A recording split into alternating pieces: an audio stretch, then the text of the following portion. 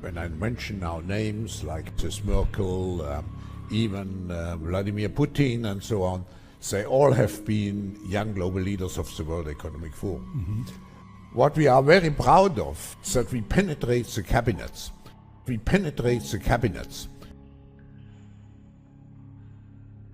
I know that half of this cabinet, or even more half of this cabinet, are actually young global leaders of the world economy. The WEF has successfully and thoroughly infiltrated the financial world,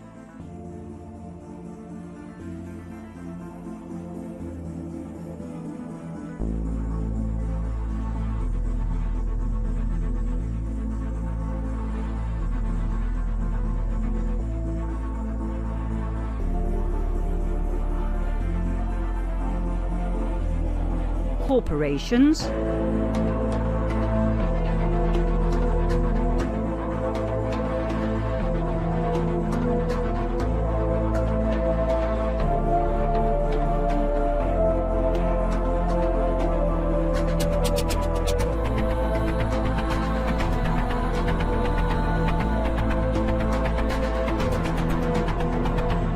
NGOs,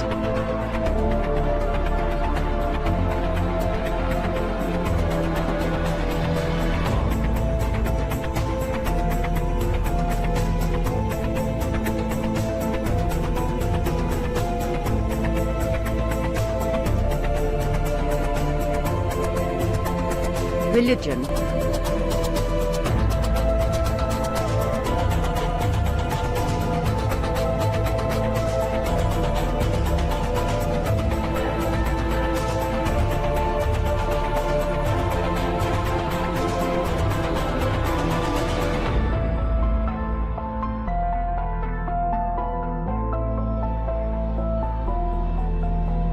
the media,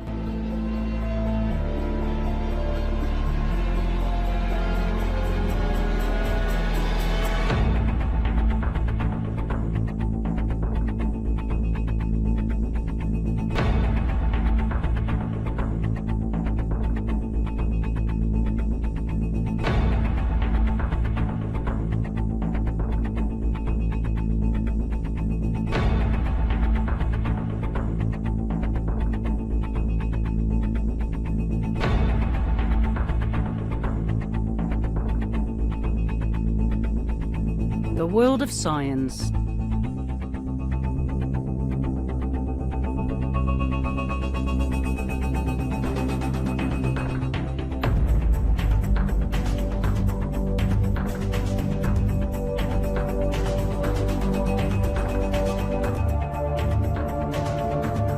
Hollywood and Bollywood,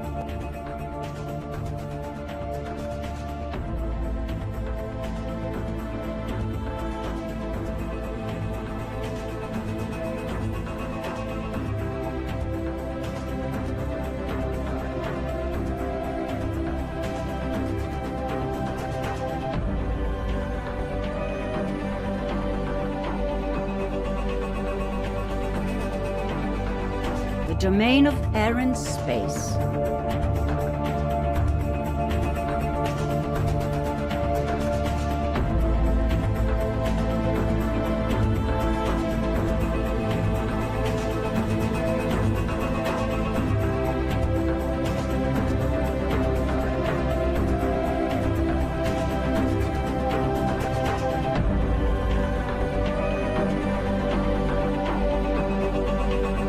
royal families,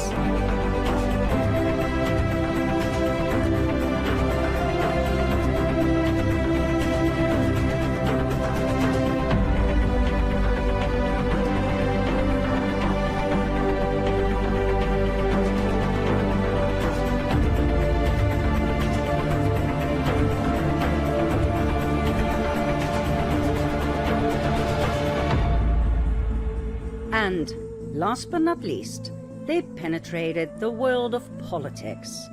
Think prime ministers, presidents and advisors to the president, ministers, ambassadors, members of Congress and Parliament, senators and mayors.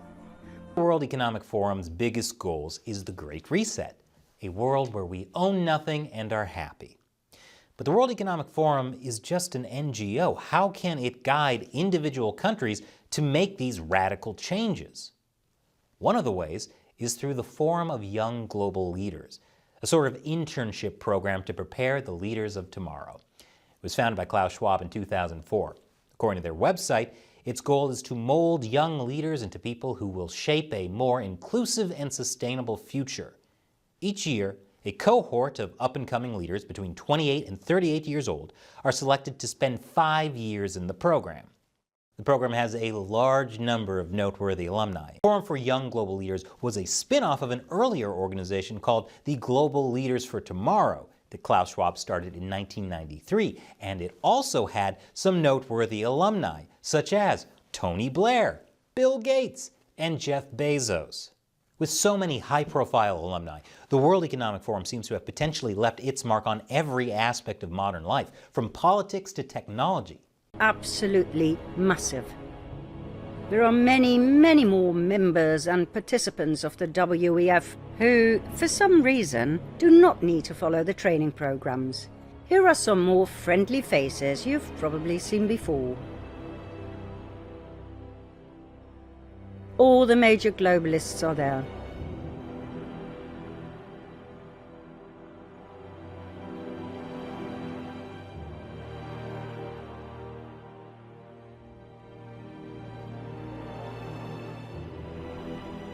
That's right. The Cabal infiltrated everything. They are everywhere. Use this opportunity also to thank our Canadian constituency, which always has been a very loyal and very much engaged constituency here at the Forum.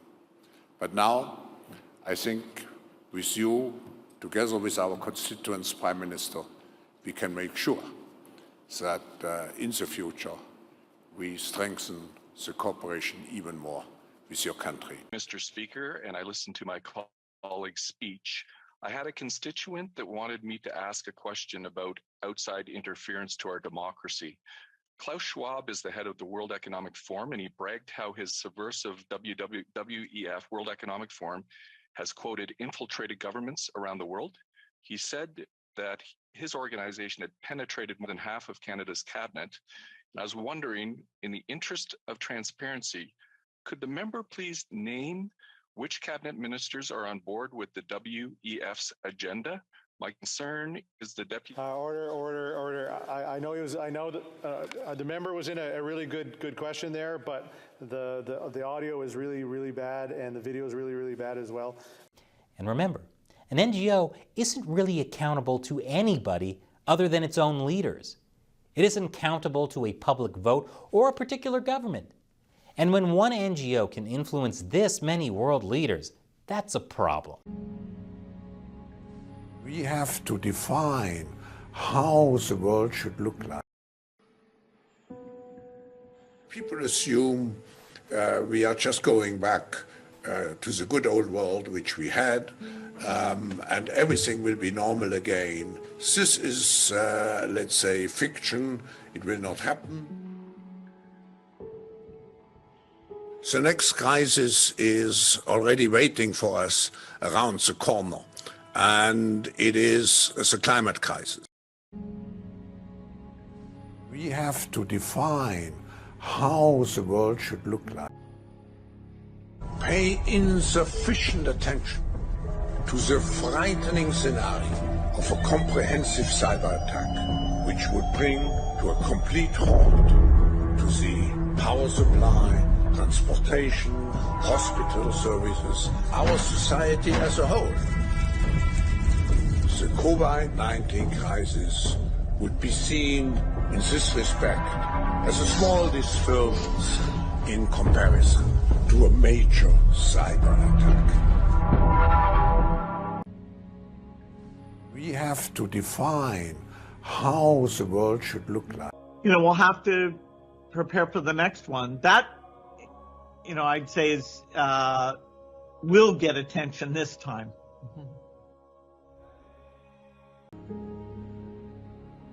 I respect China's achievements, which are tremendous.